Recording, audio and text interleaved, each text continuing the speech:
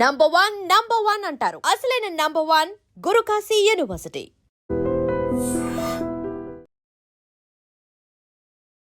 రాష్ట్ర వ్యాప్తంగా తీవ్ర సంచలనం రేపుతున్న కాకినాడ జిల్లా సామర్లకోటలో ట్రిపుల్ మర్డర్స్ మిస్టరీ వెనుక అసలు కారణాలు ఏంటి అనేది పూర్తి స్థాయి దర్యాప్తు జరిగిన తర్వాత విశ్లేషించే కోణంలో ఇప్పటికే స్పెషల్ టీమ్స్ కూడా వర్క్ చేస్తున్నాయి.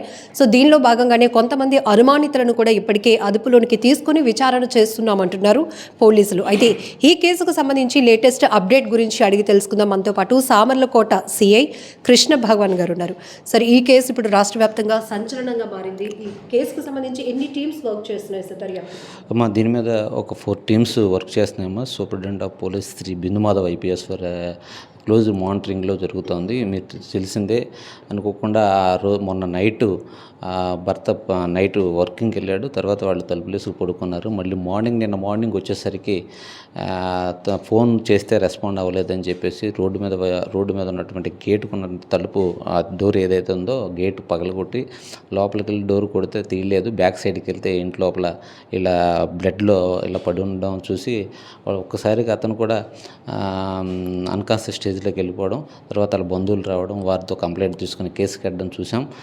తర్వాత 4 టీమ్స్ సపరేట్ అయ్యి దీని మీద టెక్నికల్గాను అక్కడ ఉన్నటువంటి సర్కమ్స్టెన్షియల్ ఎవిడెన్స్ ఇవన్నీ తీసుకుని చేస్తున్నాం. దీనిలో కూడా అప్డేట్స్ ఉన్నాయి. దీని మీద సరైన నేరస్తులను పట్టుకుని మళ్ళీ తెలియజేస్తామని చెప్పేసి తెలియజేస్తున్నాను. మళ్ళీ అదేవిధంగా మన మీడియా సోదరులు కొంతమంది వాళ్ళని అరెస్ట్ చేశారు, వీళ్ళని అరెస్ట్ చేశారు అని చెప్పేసి సీసీ ఫుటేజ్ కూడా ఏవో ఇస్తున్నారు.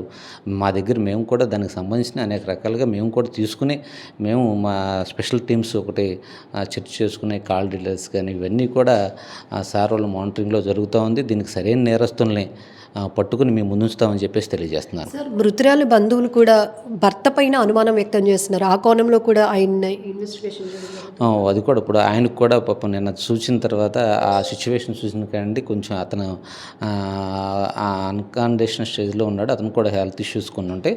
దాని మీద కూడా అతను కొంచెం కాన్షియస్లోకి రాగానే అతనితో కూడా మాట్లాడి ఇవన్నీ పూర్తిగా మనం విచారించి అతని పాత్ర ఉందా లేదా బయట వాళ్ళు చేశారు ఇవన్నీ కూడా ఈ కాల్ డీటెయిల్స్ ఆధారంగాను ఇవన్నీ టెక్నికల్గా అన్ని రకాలుగా చూస్తున్నాము. సరైన నిందితుల్ని సరైన ఎవిడెన్స్తో అందరి ముందు ఉంచాల్సిన బాధ్యత ఉంది. సార్ వాళ్ళు కూడా మంచి టీమ్స్ ఏర్పాటు చేసాం. మేమంతా కూడా ఇదే పనిలో ఉన్నాం. మీరు అందరూ చూసి అన్నారు.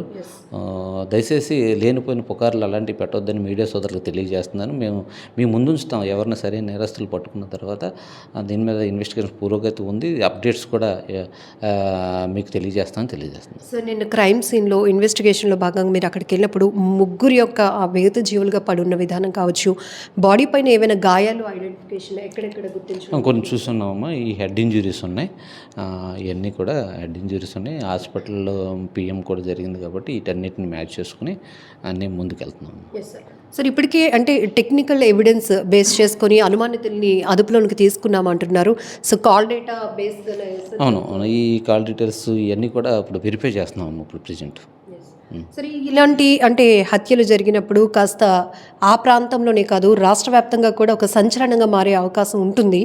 కానీ ఇలాంటి దారుణ ఘటనలు ఆగాలి అంటే పూర్తి స్థాయి దర్యాప్తులోనే ఆ వివరాలు తెలిసే అవకాశం ఉంది. కానీ మిస్గైడ్ అవుతున్న పరిస్థితిలో మీరు స్ట్రైట్గా ఎలాంటి మెసేజ్? ఇప్పుడు ఇందులో మిస్గైడ్ అయ్యే ఆలోచన వేరే విధానం అంటూ ఏమి ఉండదమ్మా. దీనిలో క్లియర్ కట్గా ఈ ఎవిడెన్స్లు ఇవన్నీ వచ్చిన తర్వాత మనం ఫైనలైజ్ చేస్తాం. అందరూ ఎవరు కంగారు పడాల్సిన విషయం ఏమి ఉండదు ఇందులో. దయచేసి కాకపోతే ఈ ఫేక్గా న్యూస్లు ఇది అలాగూ పట్టుకేసుకున్నారు, రిమాండ్ చూపించేసారు, ఇవన్నీ ప్రజలందరికీ తెలియపరిచి మీడియా సమక్షంలో అందరికీ తెలియచేసిన తర్వాత ఈ వాస్తవాన్ని మేము అందరి ముందు ప్రజల ముందు ఉంచిన తర్వాతే చేయడానికి ముందుకు వెళ్తున్నామని చెప్పేసి తెలియజేస్తున్నాం.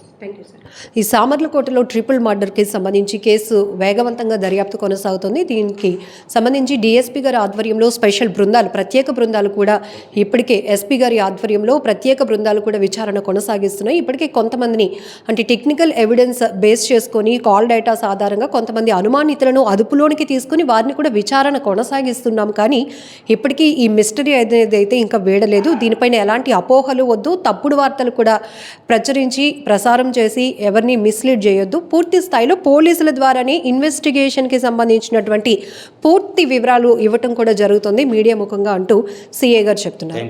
ములపర్తి ధనుప్రసాద్ గారి వైఫ్ ములపర్తి మాధురి గారు, అట్లనే వాళ్ళిద్దరు ఆడపిల్లలు, చిన్నపిల్లలు 6 years and 8 years వాళ్ళ ఇంట్లో చనిపోయి పడిపోయి ఉన్నట్టుగా కనిపించారని వాళ్ళ హస్బెండ్ చుట్టుపక్కల నైబర్స్కి నోటిఫై చేస్తే పోలీస్ వచ్చి వెరిఫై చేయడం జరిగింది. వచ్చేసరికి మాధురి గారు అట్లనే వాళ్ళ పిల్లలిద్దరూ చనిపోయి పడిపోయి ఉండటం కనిపించింది.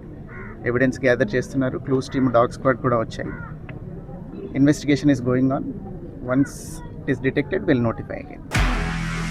నిజంగా ప్రస్తుతం ఉన్నటువంటి సమాజం దేనికి ప్రయారిటీ ఇస్తుంది? ఆర్థిక సంబంధాల చుట్టూ మాత్రమే తిరుగుతోంది. మళ్ళీ ఎన్నికలంగానే చాలా విరక్తి కలుగుతాం. మంచి అనిపిస్తుంది కదా, లేడీస్ కూడా ఛాలెంజింగ్ జాబ్స్ చేసినప్పుడు చాలా బాగుంటది. ట్రాఫిక్ అసిస్టెంట్స్ గా నియమించిన ట్రాన్స్జెండర్స్ అందరితో సాల్యూట్ చేయించుకుంటున్నారు. ఫుడ్ డెలివరీ ఇవ్వటానికి వెళ్ళినటువంటి డెలివరీ బాయ్ అనిల్ పై కళ్ళ ముందు పెళ్ళండి